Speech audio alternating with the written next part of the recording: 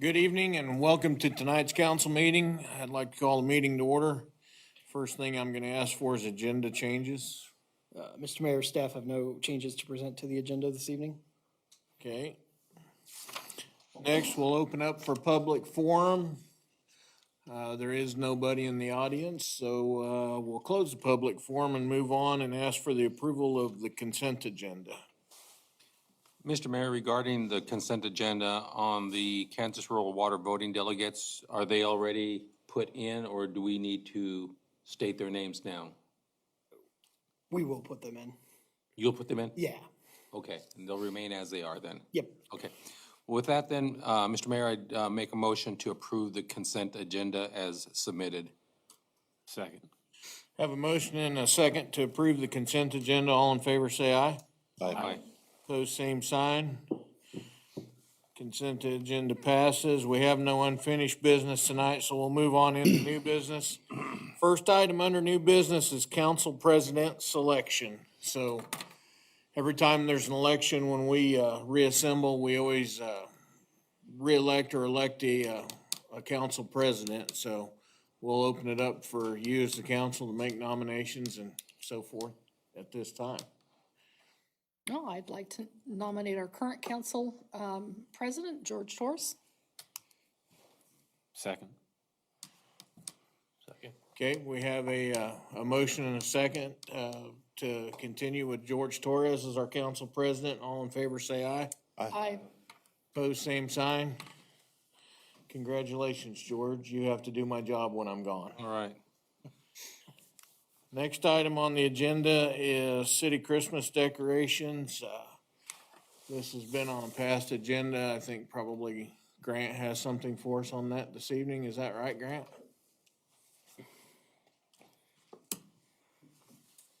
Good evening, everybody. This has actually been on the radar for quite some time. It was actually something that we started working on, a year and a half ago. But if you'll remember when we were ready to present last year, at this same time, there was a $2 million gas bill that was hanging over the city, and we decided that probably wasn't the time to approach wanting something of this nature. So we put it off, so here I am again, back. So as you all know, the city is responsible for downtown Christmas decorations during the holiday season. For the past, I will guess, 10 to 12 years, we've had the current decorations up there. They're starting to show their age.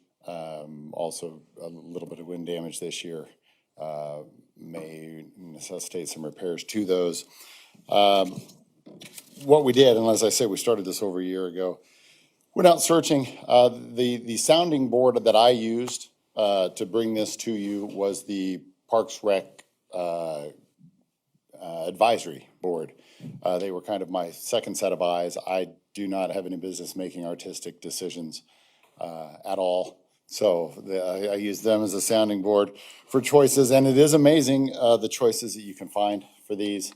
They voted down the palm trees and the sharks that you can get for Christmas decorations, and settled, as you can see on the presentation in front of you, a much more traditional look is what they were after, and what they kind of fell to.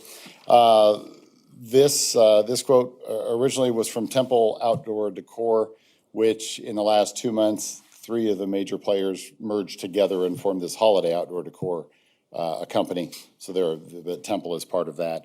So it was a continuation of work that we'd done with the company previously.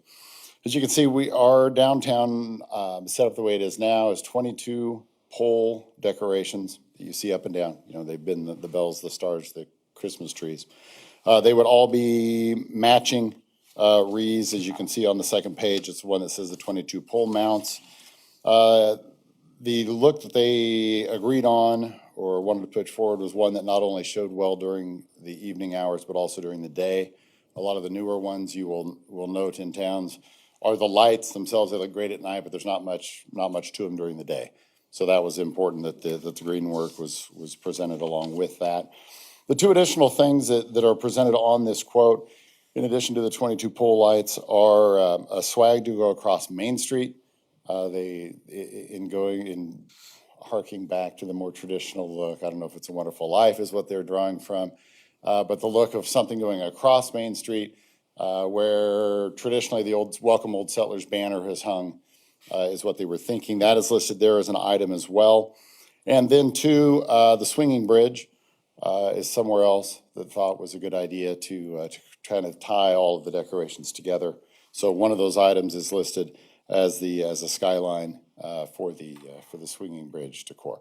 Obviously, the 22 pole mount bow wreaths are replacing currently what we have. The other two things would be new items to add in addition. One thing they did show interest in was reusing the still functional parts of the old downtown lights, because they are actually, kind of standalone items that you can use, be that in Riverside Park or elsewhere around town, as separate stand-up, because, I'm sure you've seen them a million times, the bells, they all unfold. Pat, what's the word we used? Unfolded into an X. So you could use them as ground ornaments. You could use them in any variety of ways. And they were very much in favor of keeping them and using them for decorations like that. So that is what I know. It's a very traditional look. For those at home, it's a simple bow wreath. All lighting is now LED, of course, which would minimize the one hoop that we would have to jump through if you do all three of these, is the power to the pole where the banner traditionally hangs would need to be addressed. Pat and I have talked about several options on that, whether Westar gets involved or whether you mount a solar box battery type operation for it. If you do that, then too, your Old Settlers banner can also be lighted in a festive manner as well. So that is what I know about Christmas decorations. Are there warranties? There are, and I believe it is 7 years on that, and I apologize for not having that in front of me. But yes, there are, and I'd be happy to follow up on that for you. Performance and 'cause it- weather is the other thing. Right. All these are specifically designed for outdoor use. This is clearly what they do. They do have a refurbishing program that after so many years, you can send them back, have them reworked, and represented to you. The one thing that is an estimate on this guess, on this estimate is the shipping cost. They estimated that January 26th, because shipping right now is a little hit and miss. So that may be the only thing that might change on this number if the shipping fuel costs have And gone up. then the labor, can we bypass that and just hang them up ourselves? Yeah, and that's what we do. Every year, I say Pat and the maintenance guys keep me away from projects like that. But no, the city maintenance handles all of that. It would just be, which is what they've done in years past, and even before we had this latest round. It's always been a city maintenance role to put those up, take those down.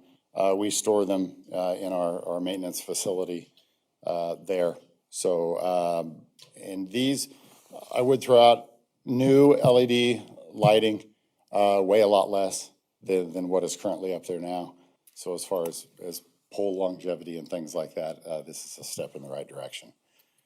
So. Anybody else have questions for Grant regarding this? Well, you had my two questions, thank you. They look nice. Yeah, and like I said, they wanted to go with a traditional look, nothing too up to date, because up to date gets out of date in a hurry sometimes. So that's what they're thinking. Are they was. giving you a good enough lead time we can get them before next Christmas? Well, I tell you what, and the reason that we do our holiday light shopping right now is there is you will see down here, like a 33% discount has been applied to this cost if you do your purchasing in January or February. So these companies are all wanting to get their orders in for the year right now, so they offer it at a greatly reduced cost. So that's why the gap from last January, February to this January, February was held off, because this is discount time of year. Well, if there's no further questions, Mr. Mayor, I'd make a motion to approve the purchase of the holiday decorations as presented from our holiday outdoor decor for an amount not to exceed $20,000. That What gives if- you a little bit of extra for the What if shipping. what if we didn't do the swinging bridge and, save 3,000 or 4,000? I mean, do we really look back there? I miss the lights when they're not on. I will I tell mean, you. we would still have lights. Yeah. But we wouldn't necessarily have to spend another 3-something grand on, I mean, I don't know. I mean, it makes for a nice picture when you pull into town. It helps make the town look a little bit better, I would think. I'm in favor. I'm always about saving money. But, again, it's Christmas time. It's the interest to our community. I Yeah, think it's that would pretty be, important to. I think that'd just put a smile on our face during that season. So do we have a second? I'll second. Okay, we have a motion and a second to approve Grant's plan as submitted. All in favor, say aye. Aye. Opposed, same sign. Aye. Motion carries. I do like the idea of having the power there so we can light up the old Butler Settlers sign, banner yeah, that'd be too. good. Don't go anywhere, Grant. I was just gonna go over here and look at my agenda to see if I. Next item on the agenda is softball infield upgrade, and Grant has a proposal there as well. Stepped over there to trade hats a little bit, still in the same committee area. As part of your packet, we included a bid to renovate, upgrade these, it's referred to here as a softball diamond. It's the little diamond, historically speaking, is what it's always been called. What that encompasses, the teams that use that are everyone from second grade, when they come from the Bentley program to our program, up through high school varsity softball. Over the years, we have gotten enough removal of infield material there that we are playing in a bit of a bowl, if you'll notice. And this happens at all diamonds. Eventually, every time a kid goes home with a shoe full of dirt or the wind blows, you lose a little bit of that. Creates some drainage issues, creates a hard pan underneath that you don't have a lot of top material to work with. So every so often you need to go in and either replenish that top portion of it or rework it. Last fall, I went out and collected soil samples from around that infield, sent it off to Beacon Athletics, which is a company that I use out of Wisconsin. Their lab, I called a local agronomist first to see if she might be able to do this for us. She said, we could probably do the soil test, but I would have no idea what to do with it once we got the results back, because that's not what we deal with. So she said, go ahead and do this. So that's what I did. When their findings came back, the infield soil, it sat at 38% sand content. Apparently softball infields are supposed to be at 70 to 75% sand, which would explain the compaction problem that we're having. Then they have sand, they have medium sieves, they have different materials they're looking for. We were low on all three of the ranges of material there, which really came to no surprise. Add to that, and what exacerbated this a little bit more was windstorm in December. Took a lot of the loose material off of that infield, and it is now scattered all over that area.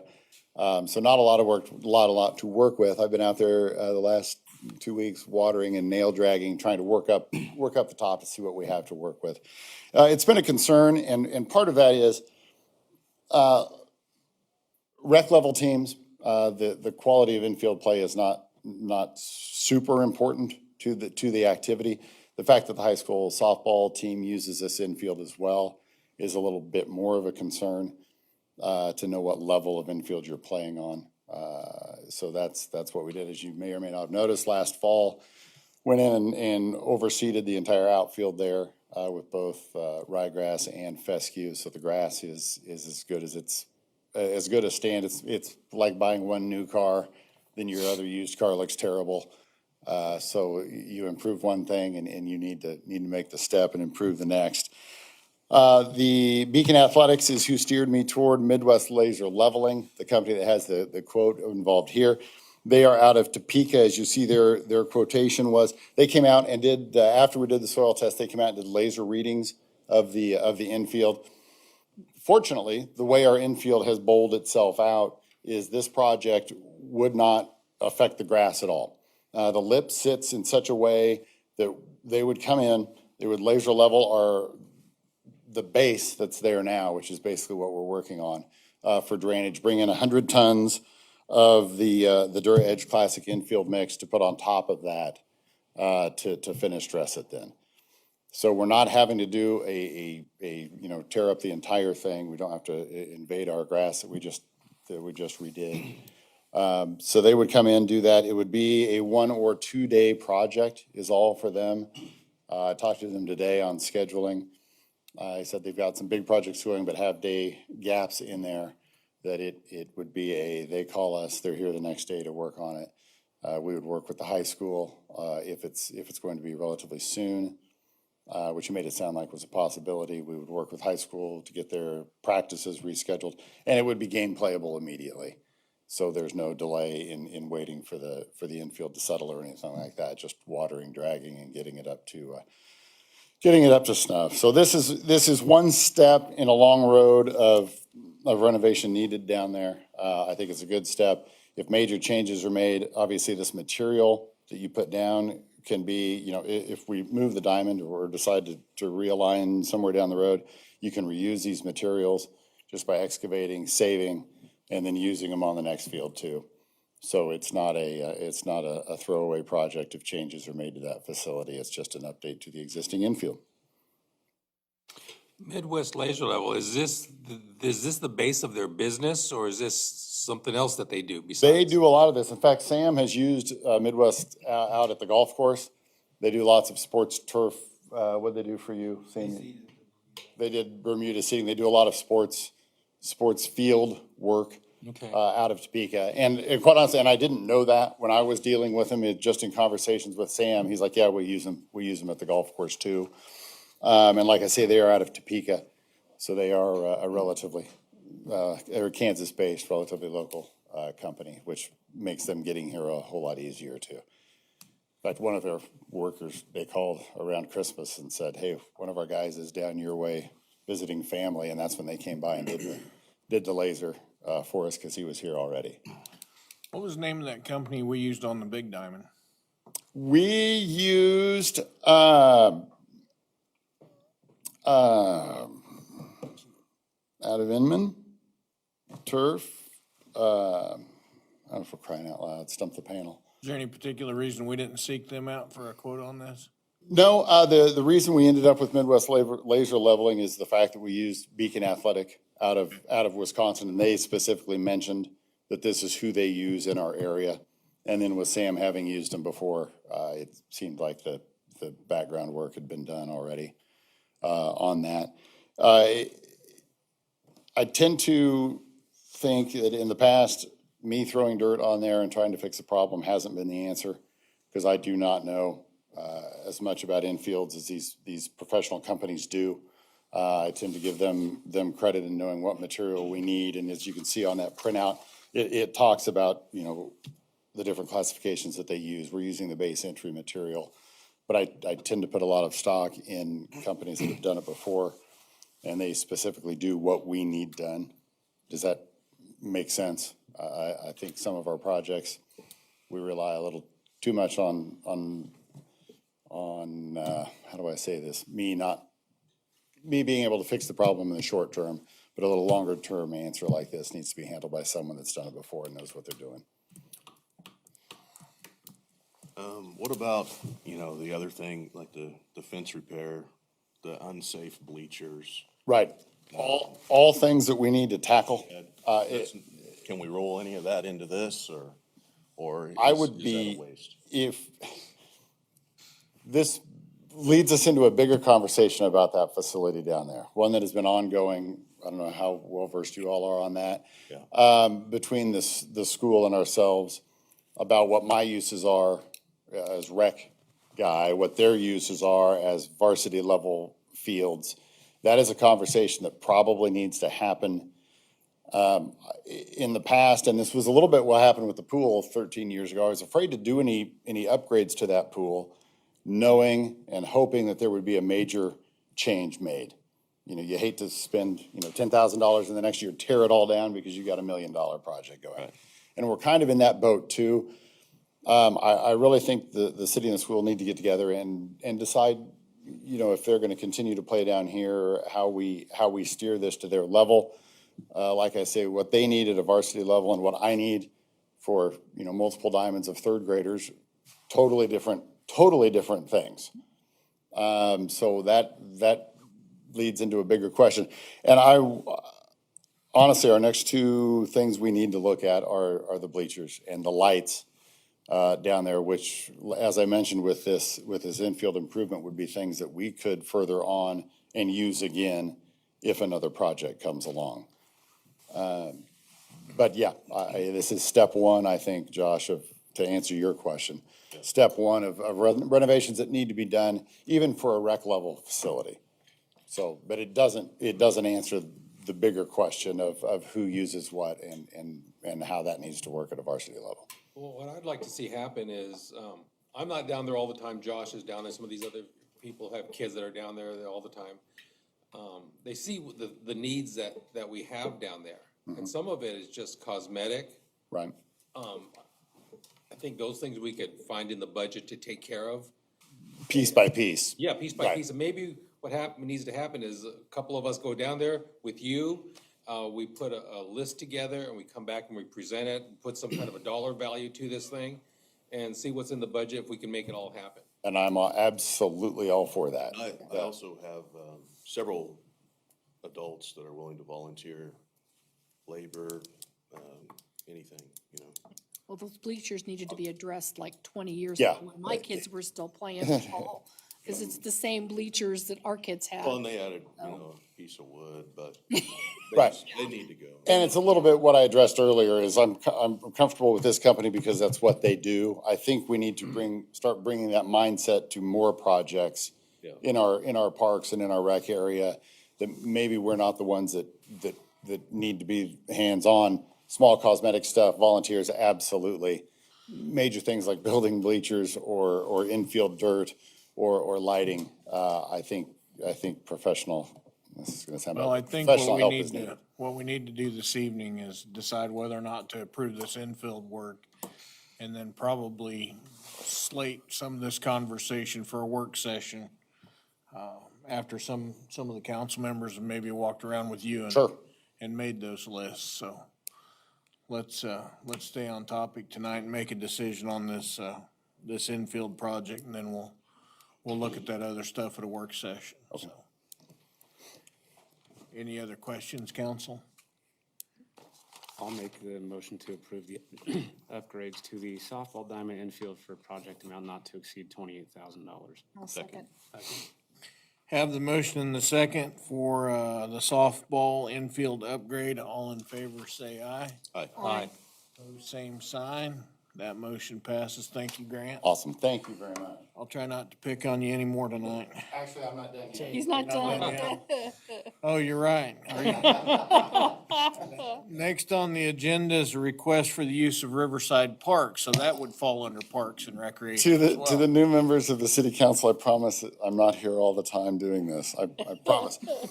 The city of Halstead has been approached by an individual wanting to use Riverside Park for an annual event. Becky Hastings is the owner and operator of the Kansas Barn Sale, and she is one that has made this request. The dates she's asking for are October 7th and 8th. Kansas Barn Sale has been in existence since 2010 when she started that. She holds the event. It draws about 100 vendors on an annual basis that bring their goods and sell them from their booths. The event draws, I've been to the event before, both at a couple of different places with my wife. It draws booths filled with like architectural salvage items, rustic outdoor pieces, collectible signs, antique furniture, et cetera, from around the region. As I said, the event started in 2010 at her home. She then held it at a farm near Heston for a few years. After that, it moved to the public park system in McPherson, which is where it has been in the most recent time period. She lives in Newton. When scouting new locations to hold the two-day sale, she thought of our Riverside Park here. I met with her last week in the park. We discussed what she would need from the city. She takes care, the Kansas Barn Sale, she takes care of the trash carts, the porta potties, all of that type of thing that gets used for the festival. That is her doing. There might be some site prep that involves myself in the weeks prior, just getting the park ready. This will not involve the city proper a great deal. I think what she's needing is just permission to use the facility. I've asked for input both from Police Chief Orem, who's here tonight, and Pat Adams, who is also here tonight on this. Neither had any objections to holding the event. Both reactions were if we can handle Old Settlers, we can handle this. As I mentioned, she and I walked the park area. She likes the quaintness of the area for this event. While talking to her a day, she has estimated that she's had 3,000 to 5,000 people attend these sales in years past. So it does bring a lot of people to the event over the 2 days. I think having the sale in Riverside Park would mirror, as I mentioned, the city that we have at Old Settlers. Vendor and public parking would be offered both at Old Pine Park, right across the street from Riverside Park, and the lots on the dry side of the levee, which is, baseball, softball, pool, parking area. I told her I would present this to the council to see if this was a possibility. As she is starting to get ready, it's this time of year to get things lined out. As I mentioned, it is October 7th and 8th, which is Friday, Saturday, I believe, that she is wanting to have this. I did talk to, just so you know, I talked to the Brick Street Arts and Crafts leader, Amy Beck, about this as well, because that is the same weekend that they hold the Brick Street Festival downtown. I wanted to make sure that, she was involved in the discussion. I didn't want her or the Brick Street group to think that, we were stepping on any toes or however it was. I wanted them to be aware that this conversation was taking place. I feel that having the sister event the same weekend will only enhance the Brick Street crowd. I think it will make more people aware that the Brick Street event is going on, even if the barn sale moves off to some other location in the upcoming years. At least the seed of Halstead has their own going on in October will be planted with some of the people in town. So your thoughts? I'm always. My first question would be, does she have a contingency plan? Because I've seen that park underwater in October. Right. No, and I've made her fully aware that the levee was there for a reason, and that was not negotiable. And that, quite honestly, is not it's not our concern. Right, but I just wanted to mention that. Right. All she is asking for is permission to hold the sale there. She does charge admission to get into this sale. That's how she makes her money. The setup of Riverside Park that she liked is there's, the main gate that you walk into on the road area where she would have one ticket agent, I believe is what she called it. And then at the swinging bridge entrance to Riverside Park, when you come across the bridge, she could have one there. Other than that, it's a pretty self-contained area. She did look at Scout Park also, and that was her concern there, was there's really no way to funnel people to a main gate. So that's why she really likes Riverside Park, because you either have to swim across the river or the Black Kettle to get in otherwise. So the containment is there for her. And I just told her I'd present this tonight, see what questions you might have, What's the price of the tickets? I don't know that answer. And are children free? I don't know that answer either. And are they gonna serve alcohol? No, they will not be applying for a alcohol license. They do have food vendors that come along with it. And like I said, I've been there. I was there when it was at Heston at the barn itself. Then I was there when it was at McPherson. I think that was 2 years ago that I was there. It's if you're looking to decorate your house or yard or whatever, it's quite an event. Would they be responsible for cleanup? Yes, and that's one thing she did mention, that she is totally involved in all cleanup. Everything goes away. That is their responsibility as well. So that's why I say it really, in a perfect world, the city proper won't be involved. Well, the only thing I could see is we're probably gonna want a copy of her liability insurance for that event. I brought that up thinking that question might come up, and told her that would probably be a requirement. To what level, I will defer to Ethan or you all to let us know what level the city usually requires for special events, because I don't know that answer. Me either, that's what Ethan said. Brad. So with that going on out at Riverside, are they gonna need anyone out on K9 as like a crossing guard or something like that? I mean, that'd be a lot of people unfamiliar with the area coming into town at that point.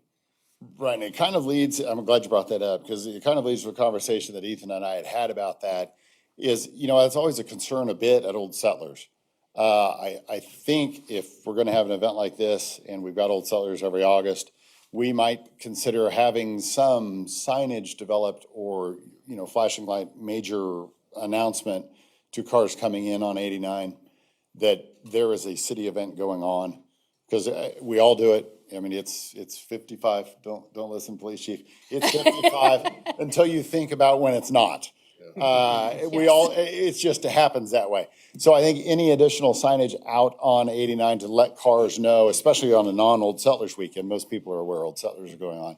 But I think we would be better served to have something in place that we can use for events like this and on Old Settlers weekend to announce to traffic a little farther out that this is what's coming, really slow down. But yeah, I agree that is a concern that I would have just as a person. Do we have any temporary barricades or anything like that, Pat? Flashing lights, anything of that nature, do we have anything like that?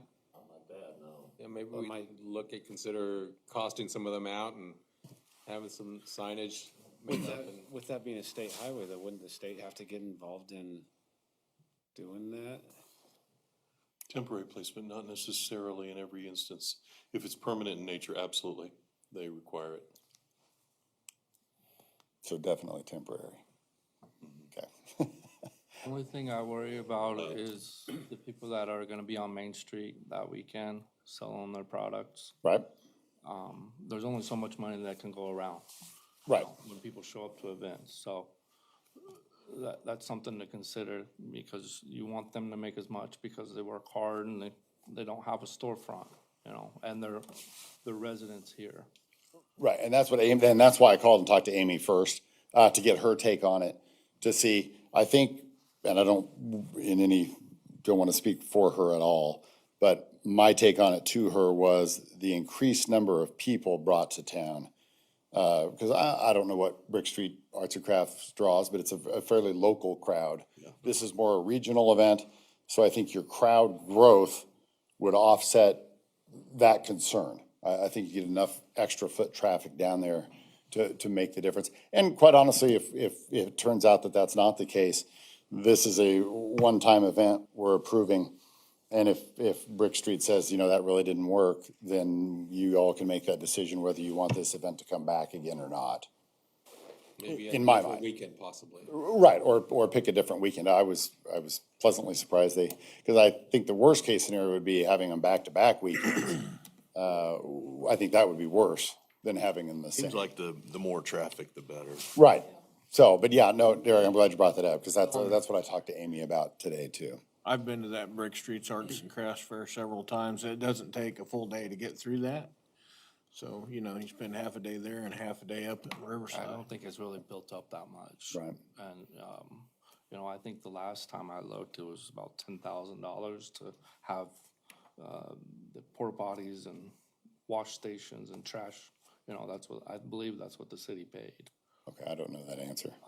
So that's a pretty hefty bill if people that are coming to that event come over here and use the facility, Yeah, I hadn't extrapolated it out that far They yet. plan on having their own porta potties and all Yes, that. they would have their own porta potty, their own trash, their own out at their facility also. Nicely. Yeah, I asked her which contractor she used. She had used Isley in the past, but didn't last year for availability It'd be reasons or great though something. to combine it all and have that Right. bill for us. Get the And group, then, yeah. get the group rate. Yep. And I'd be happy to work with her, on things like this. And she knows, in conversations, Amy and she know each other. So there will be communication between the two groups, Amy assured me, without any problem. So, Okay. anyway, just an opportunity if you guys think it's something we want, and I don't know what's all involved in granting permission to use a public park, because it's a public park. Yeah, do we need to do a formal motion on this, Ethan? We set up with a formal motion to negotiate the use, which will cover us being able to, make sure that there's like the liability concerns and stuff in place before just. I's are dotted and carte T's are blanche. crossed. Yeah. Well, with that, if there's no more discussion or questions, Mr. Mayor, I'd make a motion to approve the use of Riverside Park by the Kansas Barn Sale, and authorization for staff to negotiate terms and conditions of said use of the park as needed. Second. Have a motion and a second for the request for the use of Riverside Park. All in favor, say aye.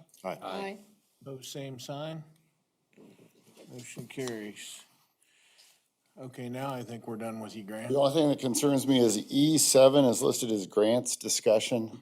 I assume that has nothing to do with me, right? Oh. Well, stay up there just in case. I just wanted to make sure before I left. Thank you, everybody. I appreciate your time. Thank you, Grant. Thanks, Grant. Next item on the agenda is a golf cart fleet edition. I believe Mr. Eberly's here to address the council this evening. Well, thank you. So over the last couple of years at Wedgwood, as some of you have heard, there has been a major increase in play. From 2019, we were doing about 10,500 rounds. We had 58 members. To last year, where we did just under 27,000 rounds of golf and had 104 members. So what you can imagine is weekends are our busiest time. With our fleet cart, we currently have 20 carts. By mid-morning, 10 o'clock, 10:30, all those carts are already out. So by that time, we are losing play because a lot of people don't want to walk, they want to ride. So those customers are going somewhere else. And with that, tournaments have changed as well. 5 years ago, our average tournament out there was 40 players, right around 40 players. And, 20 carts supported that. When I started here, we had 22 carts. Right now we have 20 carts. But over the last 2 years, our tournaments have grown with an average between 70 and 80 players per tournament. One tournament we had 27 teams. It's like 112 players. And so we have to split that into 2 segments in one day, morning and afternoon. So what that means is we have to rent carts from various vendors. With the recent prices and recent increases from these vendors, it's getting harder and harder and harder for us to rent those carts with that price that makes sense for us. Because what we do is we rent them. What we have to charge the people that are hosting this tournament that price, so we can make our money back as well. And when I first started, they were $30. Now they're $50 a cart, plus which was free shipping. Bringing those carts out, now it's $100. So that it's just adding. So what I came here tonight to propose was to purchase 5 2018 Precedent I-2 fuel-injected club cars from M&M Golf Cars in Andover, Kansas, and a price not to exceed $20,000. What's kind of cool about these carts is they're coming off Kansas City area courses, and they had a maintenance contract on those. So what that means is if they ever had a problem, M&M Golf Cars came out there and fixed that problem within that week. M&M also was their yearly service contractor. So every year they changed the oil, fuel filter, spark plugs, whatever it needed. They fixed it because they knew those carts were coming back because it was a lease contract. So, and these carts would be delivered to Wedgwood by mid-March, which would be perfect for our season. So what I'm proposing is to purchase those 5 carts and the price not to exceed $20,000. Any questions? How much do you make off of one cart in a year? Or I can do the math. How much? I can give you what I've projected, what these carts would make. Would that be better? How much do you charge right now? $10 per person for 18. Well, it will be $11 per person for 18 holes, $7 per person for 9 holes. Okay. But I have numbers figured out what this would do for the golf course. So per person, so if there's 2 people riding, you charge? It's, so it would be 22, yeah. So these 5 carts, okay, so you say during the season play, when you're at your peak, the 20 carts go out and they're out there doing their thing and people are coming in wanting to play and there's no cart. The number of people that you're turning away, would these 5 carts facilitate that, or do you need more than 5 carts? It I'm would, not saying you're gonna get more, I'm just asking. yeah, I know. It's kind of hard to say, there's days where we've turned away 20 to 25 players. There's days where we turned away 10 players. We are turning away at least 10 players, most weekend days. Could you improve that by simple just timing to where you knew that So what, you could cycle them? so with 9 holes being different than 18, 18 holes one time around. So with 9 holes, we have to guess when you're gonna be done with 9 holes, but you're a fast golfer when you're a slow golfer, so we're having to figure out time. So what we've done is we go 15-minute increments. The average tee time is 8-minute increments to prolong that, so those carts would eventually come in faster without those people coming. But, with walk-ins, for the longest time, you didn't have to have a tee time to play Wedgewood. Now it's almost a requirement. So how long do these carts last? The carts, when I got here, we were running 94s and 97s, and I got here in 2016. These carts that we currently have are in really good shape. Lease plans are only 4 years, so like Easy Go, Club Car, Yamaha, 4 years, take off, new carts. With 9-hole courses like us, these could last 10 years, they could last 15 years. And then how long is the maintenance is it free maintenance or? No, we do all the maintenance. Okay. Now, you've been trading in a number out of your fleet every year we used to. Before I got here. They used to do about 5 a year, give or take. It just depended on availability because obviously we bought new to the course but used to us. Or used, in terms of the cart. But then Sam's second year here, I think, Massick, when an area golf course basically went out of business, they had a fleet of 20 carts that they offered at really good pricing because they didn't want to ship them back to Nebraska or Kansas City, wherever they came out of. And the council we swapped our entire fleet at that point. And that's where we went from 22 down, or traded the 22 and 94, 97s and got whatever, 2004, 15s. Well, I'm just kind of concerned that we might start that partial rotation again, or we're gonna have a whole fleet that's gonna all get aged all at the same time. Yep. That's, I say, something we're looking at as the 2015s approach their 10 years. We've had more discussion about starting to cycle. There's a lot of different options that we can look at, from 5 carts to lease purchase to whatever, because that's pretty much what we did, was a lease purchase agreement on those 20 carts, and I thought it worked out great. How long do you project that we make this money back? So I'll run through these numbers. 18 holes, green fees, because you count green fees with carts. And I only did this portion for weekends. And I only did 26 weekends a year, is what I based this off of. So it's $54. You times that by 5 carts, it's $270 per weekend day.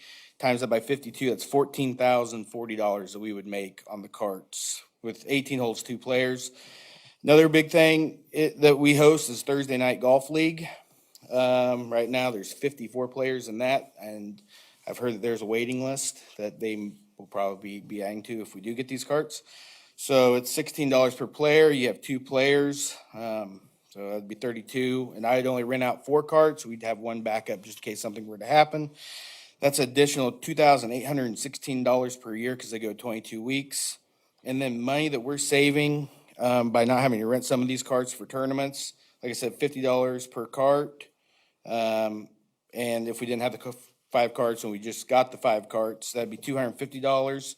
If they add a $100 delivery fee, so it's $350. We normally need more carts than that. We normally do more than 8 tournaments, but that would save us $2,800. So in the end, a total of 18 holes, 2 people, Thursday night golf, and the savings on the cart is a total of $19,656. So you just break even on the ones you rent, or, surely you make a little bit off of those, right? You have to figure that in, right? So basically, if we spend the 19.5, we'll make our money back within a year. And then. Potentially. Potentially. And Pretty then close. everything after that then is Pretty much profit on those carts. Okay. Yeah, so just about in a year, they're paying for themselves in about a year. Yeah, but then, I mean, you factor in, maybe it's only not, they're only playing 9 holes. 2 people, Thursday night golf would be $16,956. Well, but even with that, if you get an ROI on an asset within 2 years of an asset that's gonna last you 10 years, that's pretty Pretty good. good. Yeah, yeah. And then you're gonna have the incidental midweek plays and things of that nature. Well, I don't like the idea of our golf course turning people away when we've struggled so hard to get it to where it's at. Well, we're on an upswing as far as people finding out about that course and coming Yeah. out and wanting to play it. Yeah. Now, the 5 will do what you need, the 5 will get. It'll help. Yeah. It'll definitely help, for tournaments. We're like that large tournament, we're still gonna have to find cards to bring in, There's very few courses that can actually support that. You get the Sand Creeks, the Prairie Dunes, that have a lot of cards. Even they have to bring in cards for tournaments. So we're always, for those large tournaments, we'll have to bring in, what we need and what members' cards we have out there. 5 cards helps a lot. Because we'll normally in between 5 and 7 per tournament, per large tournament. So 5 does help. It really minimizes what we would charge. Because, the more we charge these tournaments, the better chances they probably won't host with us the next year. Because a lot of the tournaments we do are benefit tournaments. So that's money coming straight out of their pocket. Do you have enough storage space for We these do. extra cards? Yep. Any other questions, council? Well, I would entertain a motion to accept this, then, if you so choose. Mr. Mayor, I make a motion to approve the purchase of the 5 golf carts from M&M Golf Carts LLC with the price not to exceed $20,000. Second. Have the motion and the second to purchase these 5 additional golf carts. All in favor, say aye. Aye. Opposed, same sign. Motion carries. Thanks, Sam. Next on the agenda is the Sedgwick EMS contract, and Ethan will bring us up to par on that, since Andy's not here, right?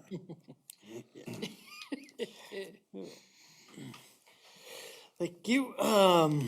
Basically, what we are looking for this evening is the last negotiated EMS contract for providing services to the city of Sedgwick. We did add a language in there to allow us to seek increases on an annual basis based on the consumer price index specific to the Midwest region. The December CPI came in at 7.5%. And after reviewing kind of our preliminary numbers with Andy, talking just what we've seen as far as call volume from the city, we're recommending a 5% increase to that base contract price per the contract that has to be communicated to the city of Sedgwick by March 1st. I did email way back in July when we were doing budget, their city administrator at the time, Joe Turner, and their mayor, because back then the CPI was about 5 to 5.5%, I believe, and just said, hey, if these trends continue, I find it very likely that our governing body will probably want to look at this provision. So did my best to warn them that it was a possibility. As you all know, because you're filling up at the pumps, just like our ambulances do, the cost for everything is more expensive, fuel, medical supplies. We don't foresee that taking a sharp turn down in the near future. So we think it's prudent to ensure that we're not getting upside down on this contract to seek that increase. However, looking at the run numbers and whatnot, we don't feel the full 7.5% would be appropriate, but 5% would be. Any questions, council? Contract goes till the end of next year, is that right?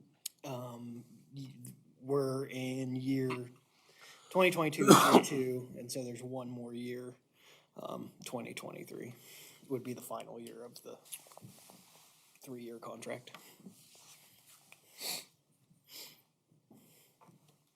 Well, if there's no questions or discussion on this, Mr. Mayor, I'd make a motion to approve a 5% increase in the Sedgwick EMS contract price based on the Midwest Consumer Price Index for December 2021 per section 5B of the current EMS contract with a new annual contract amount of $178,500. Second. Have the motion and the second for these increases in the Sedgwick EMS agreement. All in favor, say aye. Aye. Pose same sign. Motion carries. Next item on the agenda is a grants discussion, and I believe this is gonna be centered around the Safe Routes to School program, and Ethan will bring us up to par on that. Yeah, it's actually 3 grant opportunities. One to speak with the council tonight. As you all are probably aware, while grants represent an opportunity to seek outside funding for things, it also usually requires a match on our part. So the first one we talk about is the Transportation Alternatives Grant, which is run through KDOT. But this would be seeking basically those Safe Routes to School Priority 1 improvements. As the handout I provided to you all has the map there. Thank you, because I didn't print a copy for myself. The red would be the area that was identified under that Safe Routes to School plan as being priority 1. There's the engineer estimate on the second page. The SRTS grants require at least a 20% local match. So you can see, based kind of on the preliminary engineering, which obviously if we went this phase, you'd get full on engineering.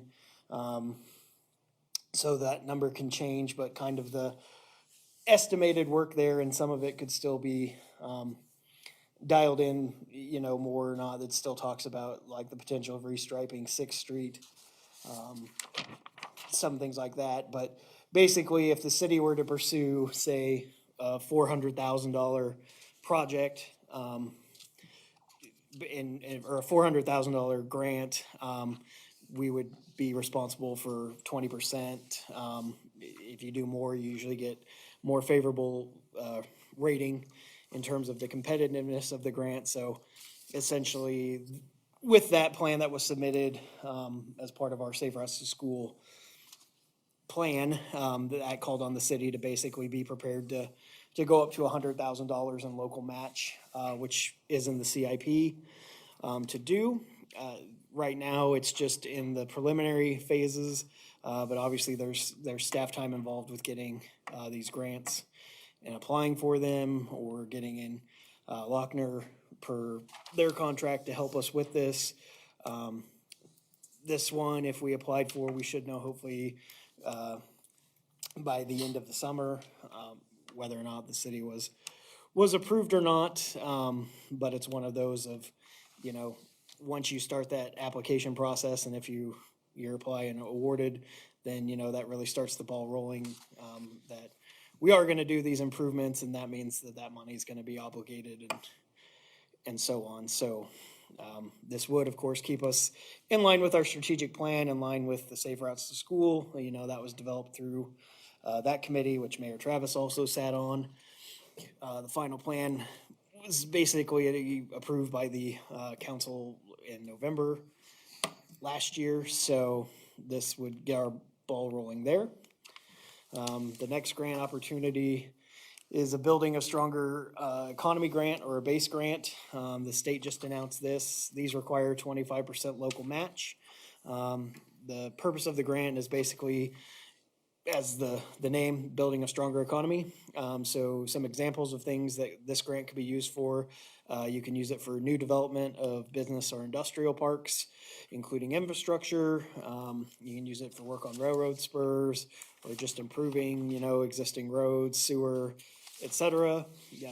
Industrial park signage, speculative buildings, be they office, residential, or industrial, or it's generic up to other projects that seek the goal of expanding the state's base of businesses or residents. This there have been things that I've talked about, for those who've served on the council for a while, you know, the Harvey County Economic Development had, talked, or worked with, Garner, on developing a report of business or ideas, ways to drum up business. One of the big things Harvey County, suffers from is a lack of available industrial buildings. So one of their recommendations was for cities to look at, you know, speculative industrial space. Mayor Travis can probably tell you, when we look at project sheets, that's usually one of the first things that's called for is square footage. Companies, you know, they're looking for a place that they can go into. The idea behind a spec, you know, is you basically build a shell with so many square footage. In our industrial park, we do have a smaller and irregular shaped parcel. That's about 9 acres, so we've struggled with making that as marketable as maybe it could be if it was a little bit larger. Some other areas we could use to look at this is we also only now have 9 acres of available industrial space. So maybe looking forward of where's the next industrial. I mean, these are planned, I'm sure, gonna be very competitive grants because there's no max award. And there's quite a bit of money there at the state level, but this is a grant that we could at least apply for and maybe do some things that I'm gonna say we probably wouldn't have looked at in terms of availability. So be it, you know, something that spec building or that. When does that grant application have to be done by, Ethan? 28th Of, February. oh, Everything's quick. Say most of these are due by mid-March, at least with preliminary information. And so that's, you know, our industrial parks aren't even signed. And so just even going after something to try and get signage up in the industrial parks, or, you know, that even show the available lots, might be a good use, and not grandiose. I mean, we don't have to go. I just know, talking to like our EDC director, that was something that she had just mentioned, in our conversations was, you know, if you could get 75% of a speculative building paid for, wouldn't that be a great thing, where most communities, you know, and I think it's a that- double-edged sword. I think that's definitely a topic for a work session item, but, I was kinda hoping we had a little more time to file for this grant first. Yeah. And then, let you guys chew on that. And the last is the KDOT cost share. This is a max award of $1 million. It's a minimum 15% match, but again, if communities are willing to put more skin in the game than that 15% match, it only helps you. Projects usually can't be eligible for any other type of programs like, Connecting Link or any of those. You can also pool in like pedestrian, bike, or railroad. So it's not just traditional, roadways. My thought on this, though, is actually, the Main Street expansion or 9th Street, because we actually do have at least preliminary engineering done on that. The Main Street expansion is obviously, we are talking about adding sidewalks and stuff for that, and this would not be what's in the residential area. This would be that actual slough crossing, you know, by where Oswald Lehman Park will be, that area, or then 9th Street, because of the deterioration that's seen there. You know, that would be considered, I would think, a safety improvement at this point. And we at least have the preliminary numbers where we could run that. But again, if we were to get this, and try and do a match, it's something where we'd have to, you know that we're obligating maybe our capital street money for that 1 year to get, that cost share. So, and the more we can put towards it, you know, as opposed to trying to do the minimum of 15%, helps us competitively. I know, looking at the last 2 years that KDOT has done this, it's been very popular. A lot of cities our size have utilized it. But if you look at a lot of them, they're, you know, doing 50-50 matches and stuff like that, trying to make sure that their grants are as strong as possible. So, it's your guys' money. As far as a spending priority, I'll gladly apply for it. It's just having that understanding. It's kind of those things of, you know, once you get those balls rolling, that we're not gonna backtrack on it, or if we have to engage some outside help, you know, to help with grant narratives, et cetera, that you guys want to pursue any of these. obviously, from the Safe Routes to Schools perspective, I really feel the city should at least bare minimum continue with the Transportation Alternatives Grant, and really keep the momentum going forward on that Safe Routes to School project. Again, I think there's still time to further talk. If you guys say, Ethan, we're fine with you pursuing this through a consensus, we're not obligating the remarking of Sixth Street at this point or anything, so please, we're not that far in the process. Those were all just kind of design concepts. Well, I think anytime you can get improvements done in your city and you're only left with 25% of the bill, that's gotta be good, right? And we've got to get off center on these streets, get moving forward on repairing some of these older ones. So I'm in favor of you Yeah. pursuing that. Same here. I know I've had discussions with the city manager in Sterling, and I believe over the last 3 years, they've received almost $3 million in grants on this KDOT grant site. So, yeah, And we've got to spend the money for the Main Street extension. We know about what it's gonna cost us, so I'd say, yeah, let's go for it. On the base grant, what kind of square foot are they talking about on like a spec build on a building? So probably in a part our size, I would say, I think the last couple projects, usually somewhere between, 15 to 40,000 square feet is. Do we have any idea ballpark cost on that? We don't, and that's kind of on the consensus of, there might be some minimal fees that are gonna be required of us trying to just even get some of that preliminary information generated, so. Do they do that grant every year? No, this one, really kind of came through with the coronavirus, the plethora of money that's come into the state through the various legislation there, so.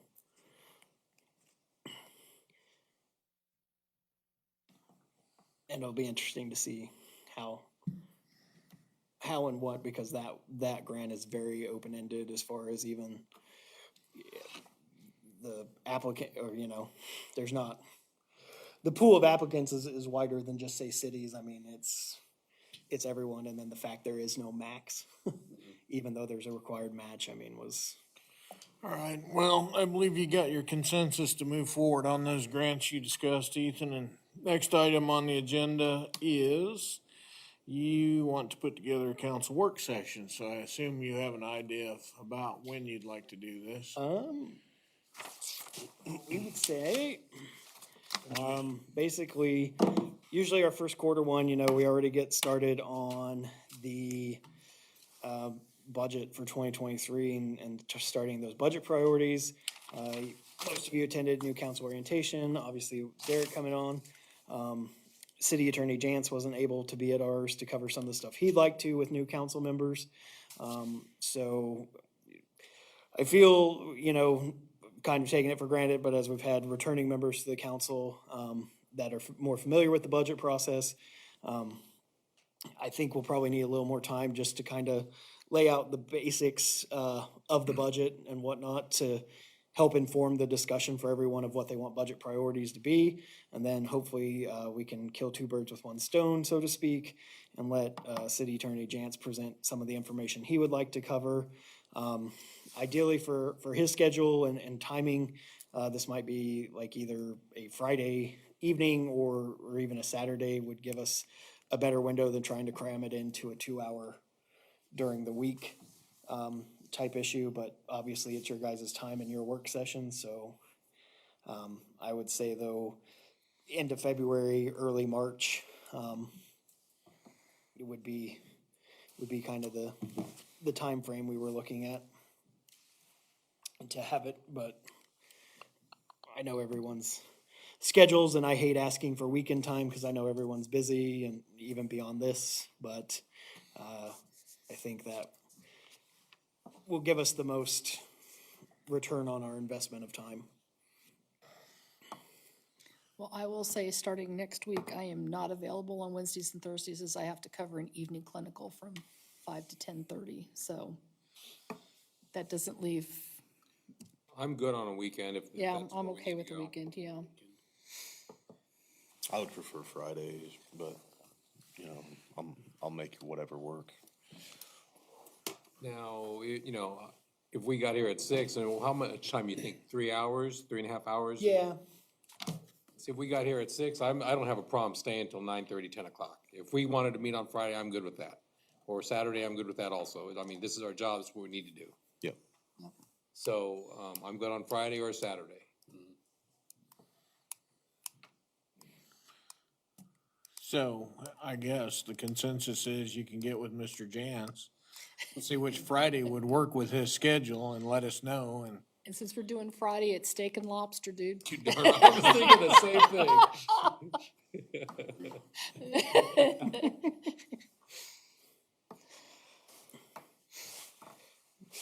I think the mayor can just call the work session, can he? Yep, okay. Well, I will work with Brad, we'll get a date and then, You want to keep that agenda centered on the budget and then Brad's items for new council members then? yeah, for now, I mean, you and I can discuss once we get that date to see if there's any other real pressing things. I mean, if we have time, we can maybe wrap up at least some, or include some of the preliminary stuff like softball, just to bring everybody up to speed on some of the groundwork that's been done there, Okay. so. I think maybe in the meantime, you and I can do some of that. Sure. Down there, and maybe we can bring some information to that meeting. Take some pictures and, Yeah, come up with, just see what ideas we come up with and Yeah. approximate budgets maybe. yep, So you'll email us dates for that work session then, Ethan? Yep. okay. That's gonna conclude our new business agenda. We don't have any executive session tonight. So that's gonna take me on to the report section. And I'm gonna start with governing body, and so I'm not picking on Derek. I'm gonna start with you, Brody. I have nothing tonight, Mr. Mayor. Denise? Just like to say welcome to Derek and looking forward to working with all three of the new council members for the time being. So, welcome. George? And I'm glad we have a full house with everybody here, and I think we have a good group, and we'll do some good things.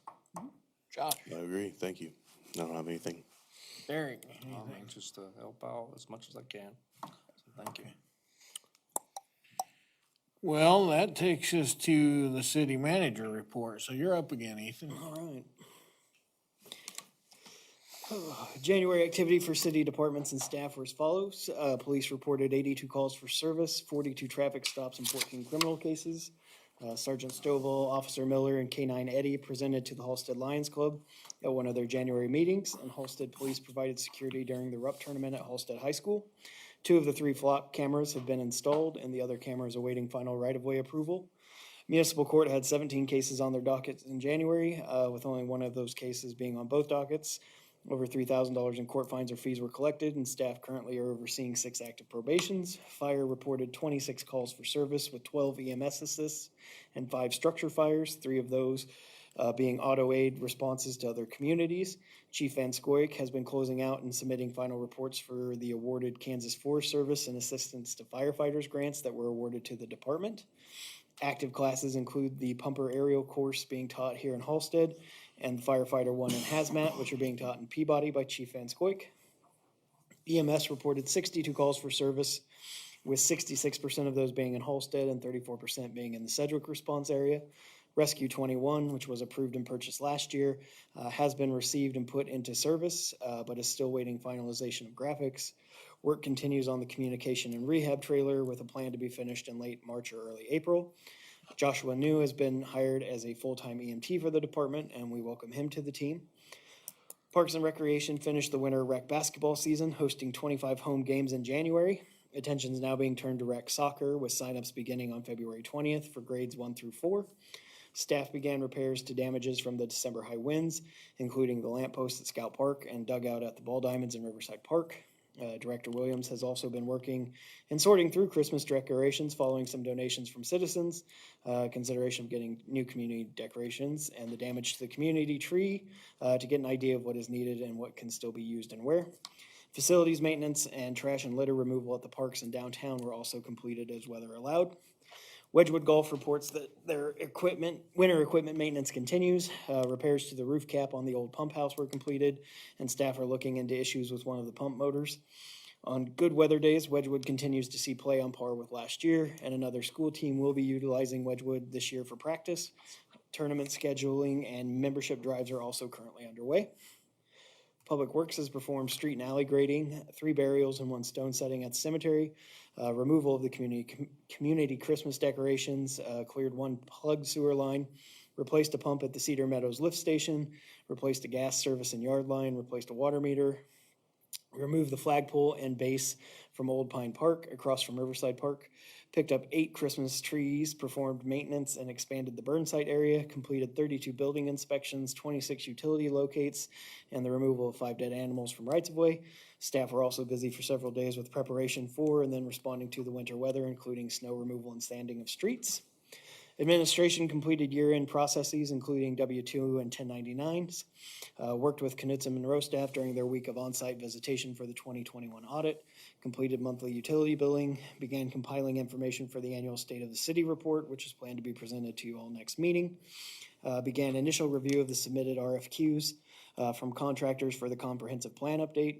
Attended webinars on several of the grant opportunities as previously discussed.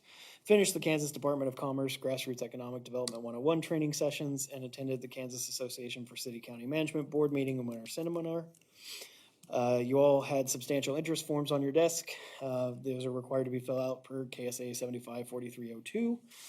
Please complete and return those to City Clerk Julie Waite at your earliest convenience, and then we will forward all those on to the Harvey County Clerk's office. If you did fill out a form for filing for office this year and have not had any updates that need to be reported since you're filing, then you are fine and do not need to take action to fill one out at this time. But everyone else that didn't file to run this year, you need to turn another one in. Information for this year's Governing Body Institute was included on the final pages of your packet. This is put on by the League of Kansas Municipalities.